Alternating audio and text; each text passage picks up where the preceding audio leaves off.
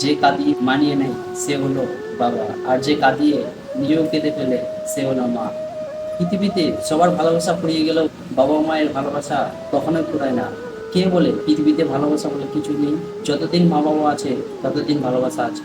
মা সবার অভাব পূরণ করতে পারে, কিন্তু মায়ের অভাব কেউ পূরণ করতে পারে না।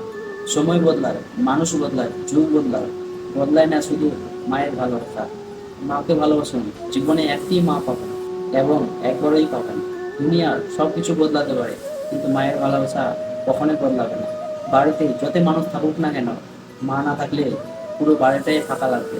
যার মা আছে সে কখনোই গরিব নয়। মা ছাড়া এমন আর ভালোবাসা কেউ দিতে পারে? আমি তা বিশ্বাস করি না। স্বার্থ ছাড়া কেউ ভালোবাসে না, শুধু মা বাবা ছাড়া। মা এমন একটা সম্পদ যা হারিয়ে গেলে পৃথিবীর কোথাও তা আর খুঁজে পাওয়া যাবে না। ঈশ্বরের দেওয়া সবচেয়ে বড় করা হলো মা। পৃথিবীর সবচেয়ে শান্তির জায়গা হলো মায়ের কোল। মায়ের কোলে একদিন মাথা রেখে জিজ্ঞেস করেছিলাম, মা কতক্ষণ এইভাবে আমাকে তোমার কোলে রাখবে? মা উত্তরে বলেছিল, ততদিন কোনো মানুষ আমাকে তাদের ঘাড়ে করে না নিয়ে যাবে। প্রেম ভালোবাসা অন্ধ হয় কেন জানেন? কারণ আপনার মা আপনাকে না দেখার আগেই ভালোবেসে ফেলেছিল।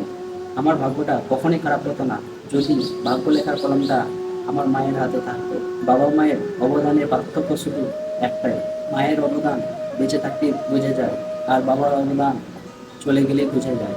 বাবা সবসময় নিম পাতার মতো হয়, বোঝা যায় না সেটা কতটুকু দিতে হয়। মা যেটা রান্না করুক না কেন, রাগ না দেখিয়ে খেয়ে নেবে। কারণ এই পৃথিবীতে এমন মানুষ আছে কারো মা নেই, আবার কারো খাবার নেই। আপনি তাদের থেকে অনেক ভাগ্যবান। তাই ওই ভগবানের কাছে একটাই চাওয়া, মা ছাড়া কোনো ঘর না হোক, আর কোনো মা ঘর ছাড়া না হোক। একটা কথা কি জানেন? সমুদ্র আর বাবার মাঝে খুব একটা মিল রয়েছে, দুটোরই গভীরতা কখনো বোঝা যায় না।